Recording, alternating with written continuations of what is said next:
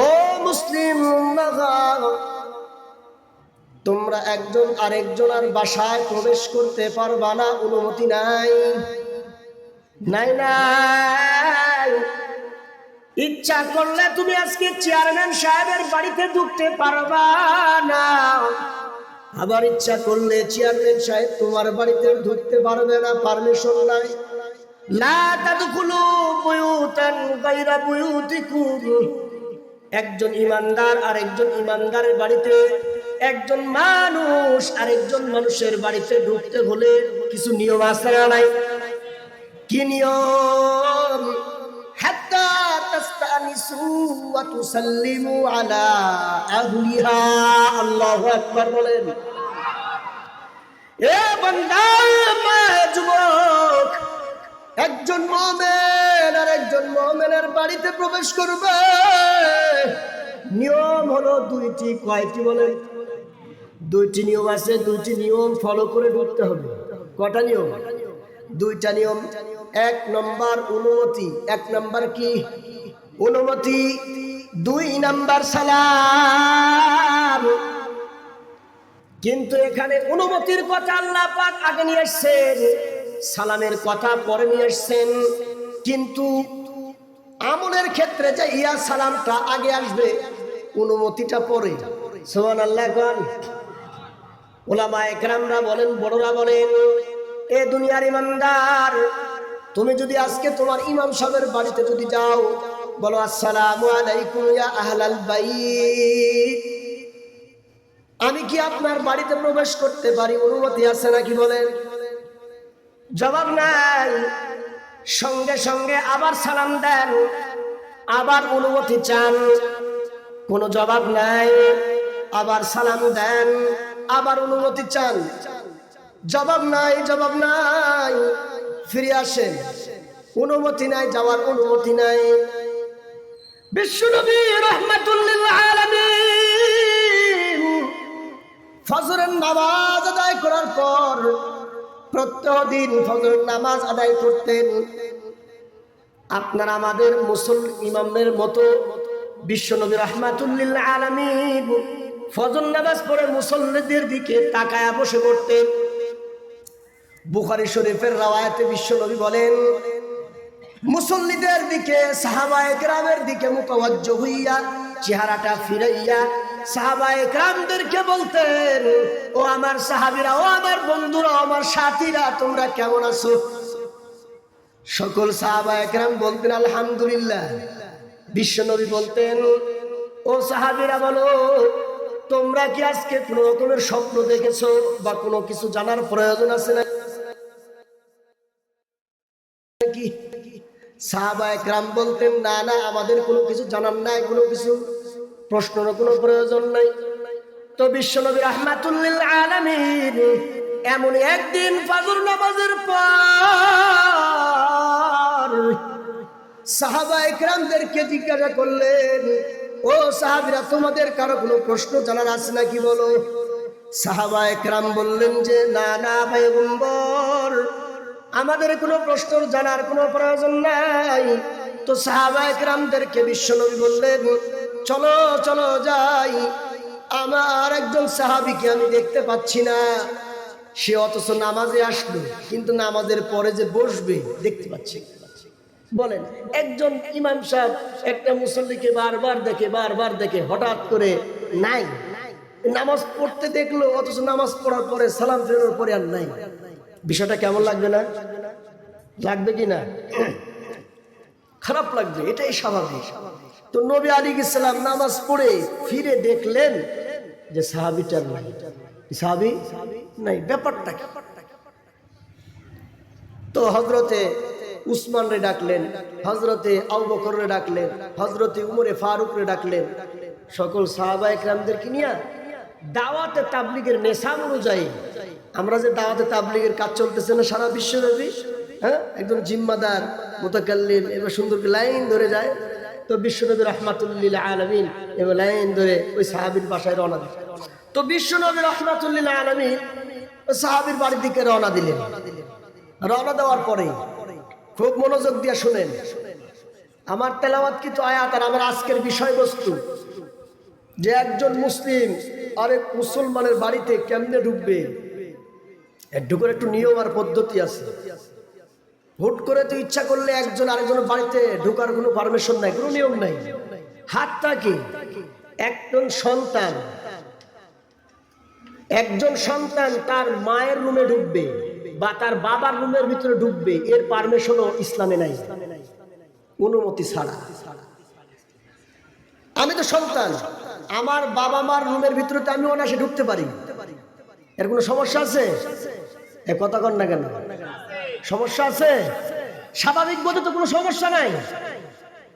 এমনি যে আমরা মানসিক ভাবে স্বাভাবিক বোধে তো কোনো সমস্যা নাই, আমি ঢুকতেই পারি, আমার মায়ের রুমে আমি ঢুকতেই পারি, আমার বাবার রুমে আমি ঢুকতেই পারি, আমার বোনের রুমে আমি ঢুকতেই পারি, এটা স্বাভাবিক। কিন্তু ইসলাম কি কয়? না, কোনো অনুমতি নেই, কোনো পারমিশন নেই।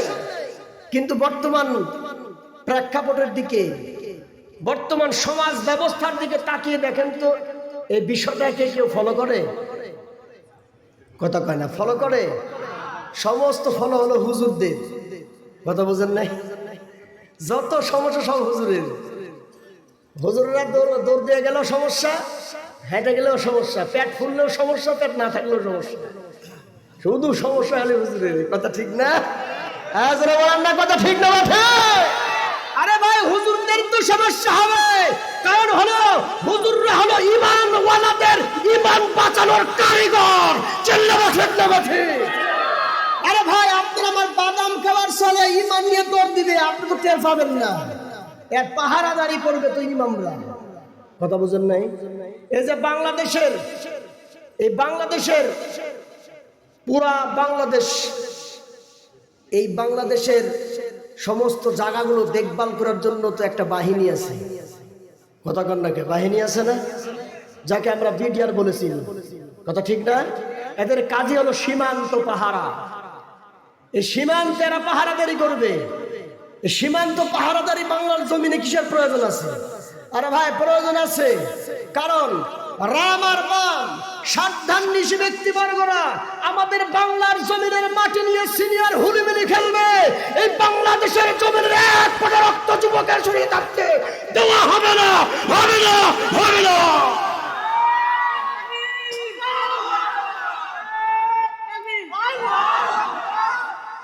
মুআজ্জাজ হাজিরিন, মনে রাখতে হবে, এই বাংলাদেশ হলো শাহজালালের দেশ, এই বাংলাদেশ শাহ মাকদুমের দেশ, এই বাংলাদেশ শাহ ওয়ালিউল্লাহ মুহাদ্দিস দেহলভীর দেশ, এই বাংলাদেশ হলো 18 কোটি মানুষের দেশ।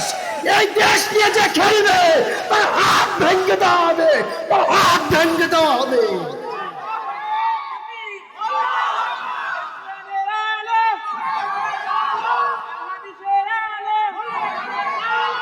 এই জন্য বলতেছিলাম রে বাবা, বাংলাদেশের সীমান্তে সীমান্ত বাহিনীরা আছেন। কেন আছেন বলেন না? এই বাংলাদেশের সীমান্তে সীমান্ত বাহিনী বিডিআর ভাইরাস, তাদের ছেলে সন্তান বাবা মা একা একা রেখে বাংলার জমিনের সীমান্ত বাহিনী বিডিআর ভাইরা কত কষ্ট করে করে তারা বাংলার জমিনকে পাহারা দিচ্ছে। এ ভাই বোন, তাদের কষ্ট দেখলে অজরে বুকে কান্না চলে আসে রে বাবা। এই জন্য বলতেছিলাম, আলেম ওলামা হলো ঈমান ওয়ালাদের ঈমানের বাউন্ডারির পাহারাদারি। সুবহানাল্লাহ কোন? আলেম ওলামা হলো আপনার ঈমানের গণ্ডির পাহারাদারি করনেওয়ালা হলো আলেম। কোন নাস্তিক, কোন বেঈমান, কোন কুলাঙ্গারেরা, কোন রাম আর বাম বলেন, কোন হিন্দুত্ববান বলেন, কোন খ্রিস্টান বলেন, কোন খ্রিস্টান বলেন, ইয়াহুদি বলেন আর নাসারা বলেন না কেন, হিজবুত তাওহীদের গোষ্ঠী বলেন না কেন, কোন কাদিয়ানের গোষ্ঠী বলেন না কেন, কোন বান্দা আর বান্দে আমার মুসলিম ভাইয়ের 100টা ঈমানকে হরণ করবে। বাংলার জমিনে আলেম ওলামার দেহে এক ফোঁটা রক্ত থাকতে কোন কুলাঙ্গারদের ঈমান চুরি করার ক্ষমতা থাকবে না। দেওয়া হবে না, হবে না, না না না। দেওয়া হবে না যাদেরকে না আলেম ওলামা সচ্চার। এ বন্ধুরা আমার, এই জন্য আলেম ওলামার সাথে থাকতে রাজি আছেন তো ইনশাআল্লাহ? আলেম ওলামার সাথে থাকতে রাজি আছেন তো ইনশাআল্লাহ? কে কে রাজি আছে তো হাত তুলে আল্লাহ বাদে দেখায়। লিল্লাহি তাকবীর, নারা তাকবীর।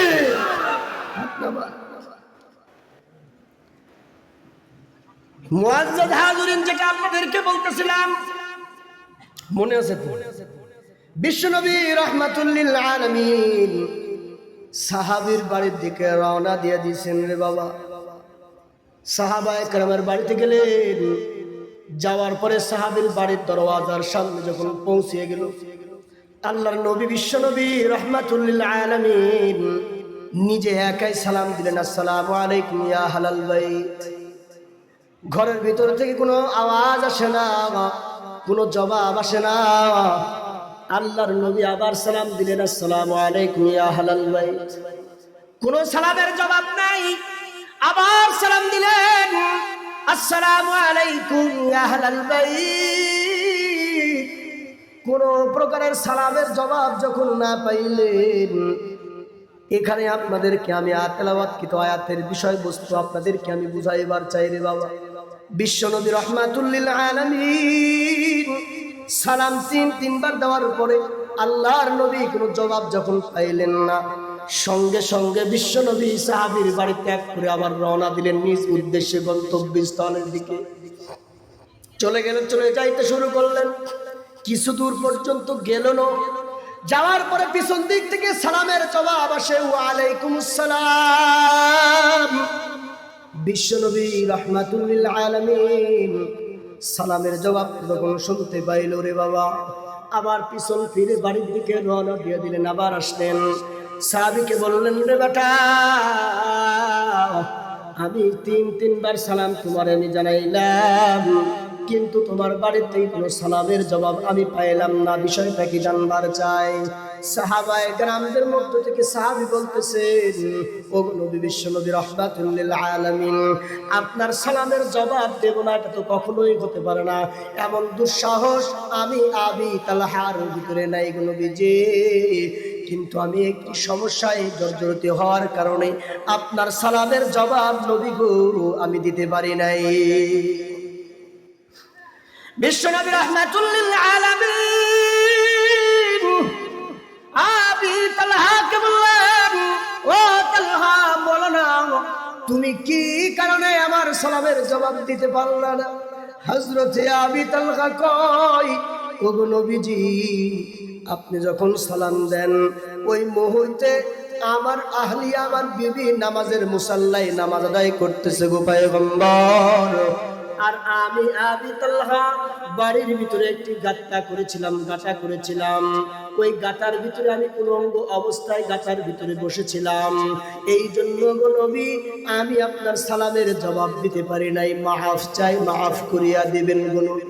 আমার বিবি আহলিয়া নামাজ শেষ করেছে, সঙ্গে সঙ্গে আমি আমার বিবিরে বললাম, ও বিবি, আয় রে আয়, আল্লাহর পক্ষ থেকে আল্লাহর নবী, আল্লাহর হাবিব আমি আবি তালহার বাড়ির দরওয়াজায় এসে গেছে, আমাকে সালাম জানাইল, আসসালামু আলাইকুম ইয়া আহলাল বাইত বলে সালাম জানাইলেন। ও বিবি, তাড়াতাড়ি কাপড়টা দে, আমি পরিধান কইরা বিশ্বনবী রাহমাতুল লিল আলামিনের সঙ্গে আমি সাক্ষাৎটা করে আসি। আবি তালহা বিবির কাছ থেকে কাপড়টা লইয়া, বিশ্বনবী গো, আপনার সঙ্গে আমি দেখা করতে আসলাম। ও গো নবী, এই কারণে আপনার সঙ্গে আমি দেখা করতে পারি নাই। আল্লাহর নবী বিশ্বনবী রাহমাতুল লিল আলামিন আবি তালহাকে উদ্দেশ্য করে সমস্ত সাহাবায়ে কেরামদেরকে বললেন, ও সাহাবীরা, কে আসো বলো, আমার এই হাবিব, আমার এই বন্ধু, আমার এই আসহাব আবি তালহার অভাব কে দূর করে দিতে পারবে বলো?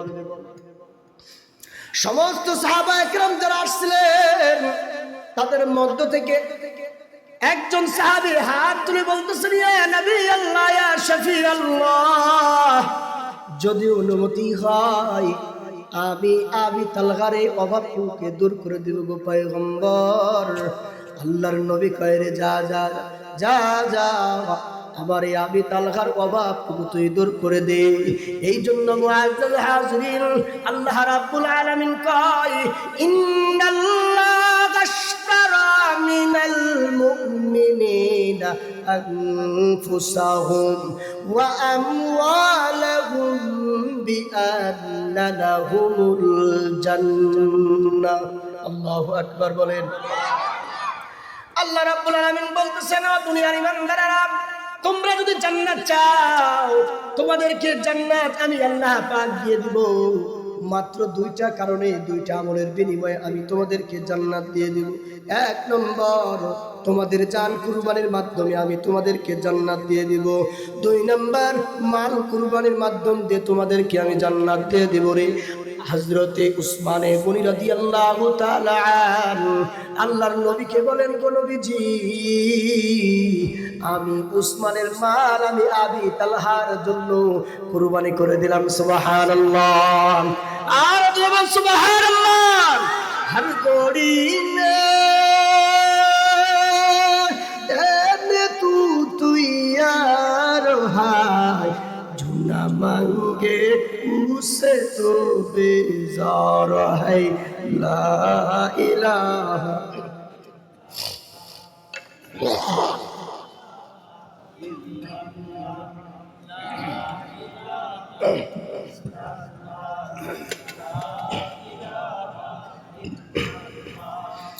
লা ইলাহা ইল্লাল্লাহু মুহাম্মাদুর রাসূলুল্লাহ। হযরত উসমানে গনি রাসূলের এই কথা শোনার সঙ্গে সঙ্গে হাত তুললেন, ও গো নবী, আমি দিয়ে দিলাম। আবি তালহার এই অভাবটুকু আমি পূরণ করে দেব। আমি কাপড় কিনতে বাজারে চলে গেলাম। বাজারে চলে গেল। বাজারে যাওয়ার পরে বাজারে গিয়ে বিবির জন্য কাপড় নিলেন, আবি তালহার জন্য কাপড় নিলেন, আরো অনেকগুলো কাপড় নিয়ে আবার চলে আসলেন।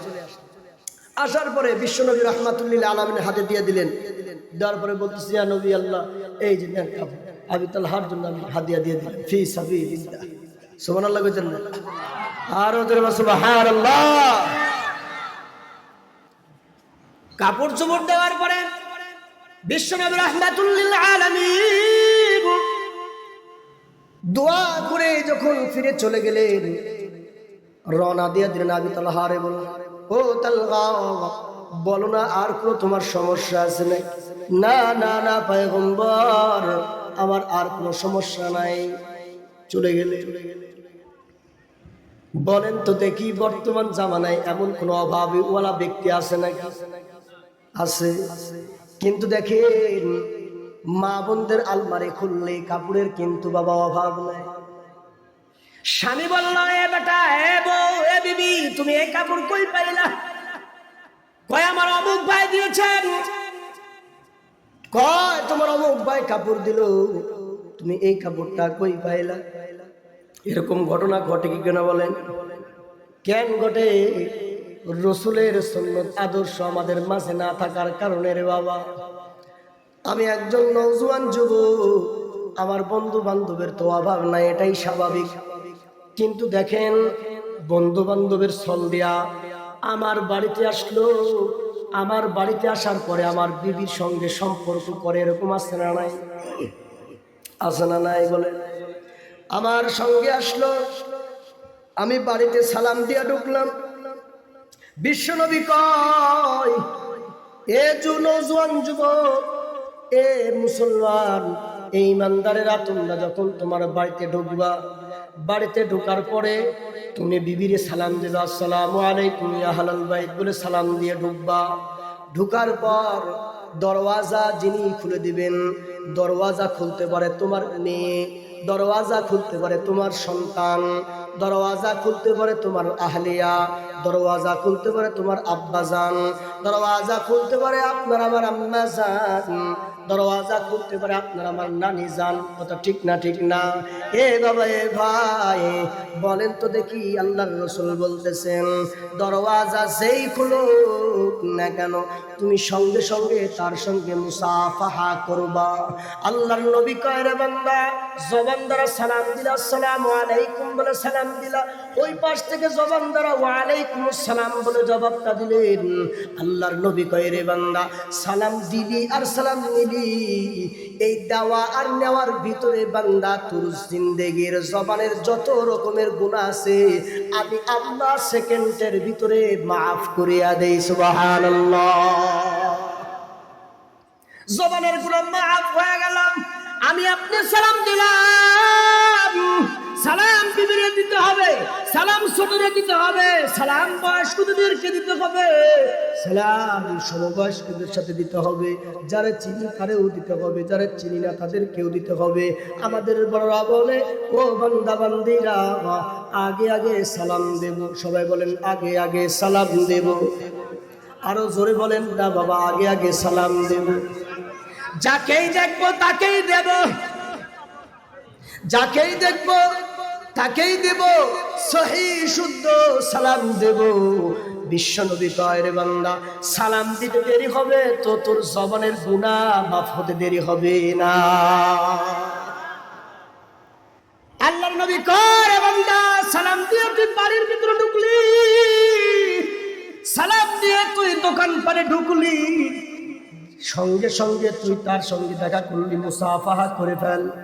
মুসাফাহা যদি আমি আর আপনি করে ফেলি রে বাবা, আমি আমার বিবির সঙ্গে মুসাফাহা করলাম, আমি আমার সন্তানের সঙ্গে মুসাফাহা করলাম, আমি আমার মার সঙ্গে মুসাফাহা করলাম, আমি আমার নানির সঙ্গে মুসাফাহা করলাম, কিন্তু বিয়ানের সঙ্গে যদি কইলেন না আসসালামু আলাইকুম বিয়ান সাহেব বুকে বলা, এরকম আছে না নাই? বন্ধু আসছে তো বন্ধুরে লইয়া একদিন দুই দিন তিন দিন পাঁচ দিন 10 দিন চলে, এখন আর বন্ধু লাগে না, এখন ডাইরেক্ট চলতেছে আসা, সালামও লাগে না, অনুমতি লাগে না, কিচ্ছু লাগে না, আসতেছে আর যাচ্ছে, আসতেছে আর যাচ্ছে। একদিন হয়েছে রে কাম কি, ব্যাগে তার বউলি এসে ভাগছে। এরকম আছে না নাই? কতক্ষণ নাকি আছে না নাই? বর্তমান জামানা থেকে ভাইরাস শুরু হয়ে গেছে। কার বউ যে কে নেয় ধুলায় অন্ধকার, কার বউ যে কে নিয়ে ঘুমাইতেছে ধুলা অন্ধকার। এ বাবারা, আপনাদের বুঝানোর জন্য বলতেছি, আমি মুবারকবাদ জানাই আজকে মাহফিল ইন্তেজামিয়া কমিটি যুবক ভাইদেরকে, এই ঐক্য পরিষদদেরকে আমি মুবারকবাদ জানাই, প্রাণ খুলে দোয়া করি। এ বাবা, আমি চিন্তার গবেষণা করিয়া দেখলাম, আমি আমার ছোট ভাই হযরত হাফেজ মাওলানা শিবর আহমদ সাহেব দামাত বারকাতুহুমের সঙ্গে আজকে সকাল বেলায় আমি পরামর্শ করলাম, রে ভাই আজকের মাহফিলে আমি এই বিষয়বস্তু সম্পর্কে আলোকপাত করতে চাচ্ছি। আমার ভাইজান বললেন, রে ভাই এমন কিছু আলোকপাত করবা যে আলোকপাতের মাধ্যমে বিশেষ করে যুবক যুবতীর যেন কিছু ফায়দা ঘটে। এ বাবা, এই জন্য আপনাদেরকে বলি মনোযোগ দিয়া শুনবেন রে বাবা, মনোযোগ দিয়া শুনবেন। আমি একজন নওজোয়ান যুবক, বিবাহ করি আর বিবাহ না করি রে বাবা, আমি যখনই বাড়ির ভিতরে ঢুকে পড়বো সালামটা দিলাম, সালাম দেওয়ার পরে আমার সামনে যে দাঁড়াবে শুধু মাহারাম ব্যক্তি হতে হবে, গায়রে মাহারাম হলে চলবে না। গায়রে মাহারামকে সালাম দেওয়াও নিষেধ, মানে নারী গায়রে মাহারাম নারীদেরকে সালাম দেওয়া নিষেধ, তাদের সঙ্গে মুসাফা করাও নিষেধ, কোনো সালাম চলবে না তাদের সাথে, তারা আমার মাহারাম, ওরা ওদের সঙ্গে আমার বিবাহ করা হালাল। এরকম নারীদের সঙ্গে কোনো সালাম মুসাফা না। সমস্ত সালাম মুসাফা চলবে কার সঙ্গে? যার সাথে আমার বিবাহ হারাম তার সাথে, আর যার সাথে আমার বিবাহ হালাল তাদের সঙ্গে কোনো সালাম মুসাফা নাই। কথা মনে থাকবে ইনশাআল্লাহ। এই জন্য আসসালামু আলাইকুম বিয়ান সাহেব চলবে না, এগুলো মনে রাখবে।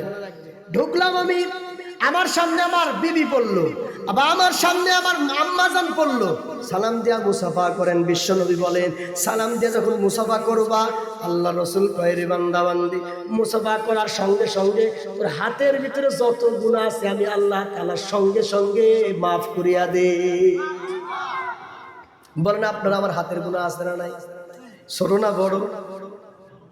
কম না বেশি? অভাব আছে? অভাব নেই। বিশ্বনবী রাহমাতুল্লিল আলামিন বলেন, এ বান্দা মুসাফাহা করলাম, মুসাফাহার পরে তুমি মুআনাকা করো, বিবির সঙ্গে মুআনাকা করো, আম্মার সঙ্গে মুআনাকা করো, আব্বার সঙ্গে মুআনাকা করো, ছোট ভাইয়ের সঙ্গে মুআনাকা করো, বোনের সঙ্গে মুআনাকা করো, নিজের খালার সঙ্গে মুআনাকা করতে পারো, তুমি নিজের মামার সঙ্গে মুআনাকা করতে পারো, কিন্তু মামি না, কিন্তু অপর খালা না, অপর পাতানো বোন না, অন্য কারো সঙ্গে না। যদি করতে পারো, আল্লাহর নবী কয় রে বান্দা, মুসাফা মুআনাকা করার সঙ্গে সঙ্গে তোর দিলের ভিতরে যত গুনাহ আছে রে, এক নিমিষের ভিতরে তোর দিলের সব গুনাহ আমি আল্লাহ মাফ করিয়া দেই। সুবহানাল্লাহ। হর ঘড়ি নে তেনে তু তৈয়ার হায়, जो ना मांगे उसे तो बेजार है, अगर खाई रिसाई हक कुन बंदेगी कुन बंदेगी कुन बंदेगी। अल्लाह अकबर। এ বাবা, হযরতে বিশ্বনবী রাহমাতুল্লিল আলামিন মনে আছে তো আপনাদের? আল্লাহর রাসূল আবি তালহাকে যখন বললেন, রে আবি তালহা, এই যে নাও কাপড়গুলি নাও, তোমার বিবির জন্য কাপড় নেওয়া হয়েছে, তোমার জন্য কাপড় নেওয়া হয়েছে, তোমার যদি আরো কোনো সদস্য থাকে তাদেরকে দেওয়া হলো, নাও নাও নাও। হযরতে বিশ্বনবী রাহমাতুল্লিল আলামিন আবি তালহার কাছ থেকে বিদায় নিয়ে যখন রওনা দিয়া দিলেন, রে বাবা, রওনা যখন দিয়া দিয়েছে, পিছন দিক থেকে কেমন জানি কান্নার আওয়াজ আসে, কান্নার আওয়াজ আসতেছে। আল্লাহর নবী বিশ্বনবী রাহমাতুল্লিল আলামিন পিছন ফিরে আবার তাকাইলেন, আবার ঘুরে আসলেন। আসার পরে আবি তালহাকে ডাকলেন, আবি তালহা, তোমার বাড়ির ভিতর থেকে কেমন জানি কান্নার আওয়াজ আসতেছে, আমি বুঝতে পারি না। এ বাবা কও, তোমার বাড়ির ভিতর থেকে কেন আওয়াজ আসতেছে, কান্নার আওয়াজ? বিশ্বনবী রাহমাতুল্লিল আলামিন কে আবি তালহা বলতেছেন, ও নবীজি, ও নবীজি, আমার একটি ছোট্ট বাচ্চা আছে, ছোট্ট বাচ্চা, এই ছোট্ট বাচ্চা কান্নাকাটি করতেছে। আল্লাহর নবী কয়, কেন কান্নাকাটি করে বল? আবি তালহা বলতেছেন, গো নবীজি, আমার বাড়ির সাথে একজন ইহুদি বাচ্চার, এক ইহুদির একটি খেজুরের গাছ আছে গো নবী, এই খেজুর গাছে আমার সন্তান বারবার যায়। কি করে? বারবার যায়।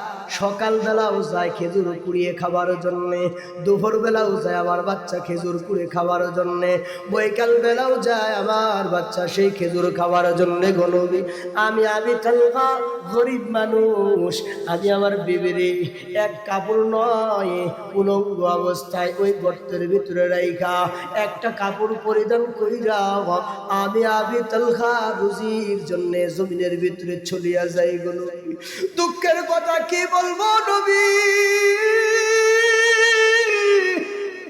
ও নবী, একটা কাপড় পরিধান করে আমি চলিয়া যাই, আর এই খেজুর গাছের কাছে যাইয়া আমার ছোট্ট পারলে শিশু খেজুর খায়, যার ফলে ইহুদির বাচ্চা এসে আমার বাচ্চাকে গালি দেয়, আমারে গালি দেয়। তাই আমি আমার বাচ্চাকে খুঁটির সঙ্গে বেঁধে আমি কামাই রুজির জন্য আমি জমিনের ভিতরে চলিয়া যাই। গো নবী, আমি চলিয়া যাই। গো নবী, বিশ্বনবী রাহমাতুল্লিল আলামিন আবি তালহাকে বলতেছিল, আবি তালহা, তুমি তোমার বাচ্চাকে নিয়ে আসো রে আবি তালহা। আবি তালহা বাচ্চাকে নিয়ে আসলেন। বাচ্চাকে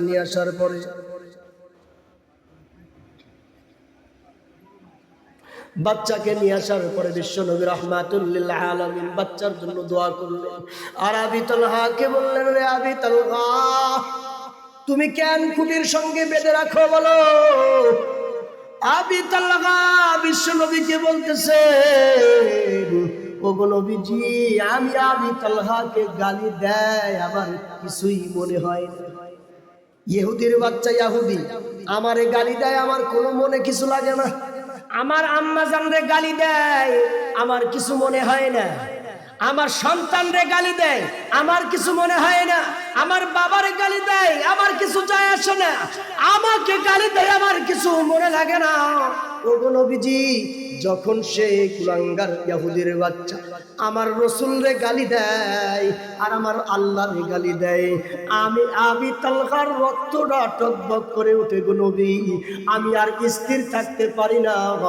মনে হয় যে কুলাঙ্গার ইহুদির বাচ্চাকে দুনিয়া থেকে বিদায় করে দেই। এই জন্য মুসলিম উম্মাহ যুবক তোমরা যারা আছো, আমি তোমাদেরকে মেসেজ দিয়ে যেতে চাই, আজকের এই বাংলার জমিনের ভিতরে ইহুদি হিন্দুত্ববাদী কুলাঙ্গারেরা তোমার আমার নবীকে নিয়ে কুটক্কি করতেছে। চিল্লাবেন ঠিক না ঠিক? তারা আপনার আমার নবীকে নিয়ে কুটক্কি করে, তারা আপনার আমার কোরআন হাদিস দিয়ে কুটক্কি করে। ও যুবকরা, ও মুসলিম উম্মাহ তোমরা যারা আছো, হযরত উলামায়ে কেরামের থেকে ডাক যদি আসে রক্ত দিতে প্রস্তুত আছো তো ইনশাআল্লাহ, আছো তো ইনশাআল্লাহ। মুআজ্জাজ হাজিরিন, হযরত আবি তালহাকে বললেন, আবি তালহা তুমি তোমার সন্তানকে নিয়ে আসো। সন্তানকে যখন নিয়ে আসা হলো, আল্লাহর রাসূল বললেন, ও সাহাবীরা রে, বলো তো দেখি তোমাদের ভিতরে আর কেউ আছে নাকি এমন আবি তালহার এই অভাবটুকুকে দূর করে দিতে পারবা? হযরত উসমান গনি রাদিয়াল্লাহু তাআলা হাত তুলে বললেন, গো নবী, আমি প্রস্তুত আছি, আমাকে অনুমতি দেন, আমি অতি শীঘ্রই আবি তালহার এই অভাবটুকু দূর করে দেব। জোরে জোরে চিল্লাবেন সুবহানাল্লাহ। এ আম্মা জান, আপনাদের হাতে ধরে পা ধরে বলিয়া যাই গো মা, আজকে আপনার আমার স্বামী কত কষ্ট করে, কত মুজাহাদা করিয়া আপনার আমার জন্য কিন্তু বাবা কামাই রোজগার করে নিয়ে আসে। আজকে যদি আপনি সকালবেলা যদি বলেন রান্না করতে গেলেন তেল নাই, নুন নাই, এই নাই, সেই নাই, তমুক নাই, সমুক নাই, তোমার সংসারে 10 বছর ধরে সংসার করলাম, শান্তি পাইলাম না। এ বাবা, এ মা, এ বোন, আবি তালহার জিন্দেগির ইতিহাস তুমি তাকায় দেখো গো মা, কত কষ্ট করে নিজেদের জীবনকে পরিচালনা করেছে, কত কষ্ট করে কাপড় নাই, খাবার নাই, দাবার নাই, কত কষ্ট করে মুহাব্বতের সহিত চলেছেন। 5 ওয়াক্ত নামাজ ছাড়ে নাই, আল্লাহ রাসূলের হুকুম ছাড়ে নাই, আল্লাহ পাকের হুকুম ছাড়ে নাই, নবীর তরিকাও ছাড়ে নাই, সর্বদাই আল্লাহ রাসূলের হুকুম মতো চলতে, রাসূলের সুন্নাহ মতো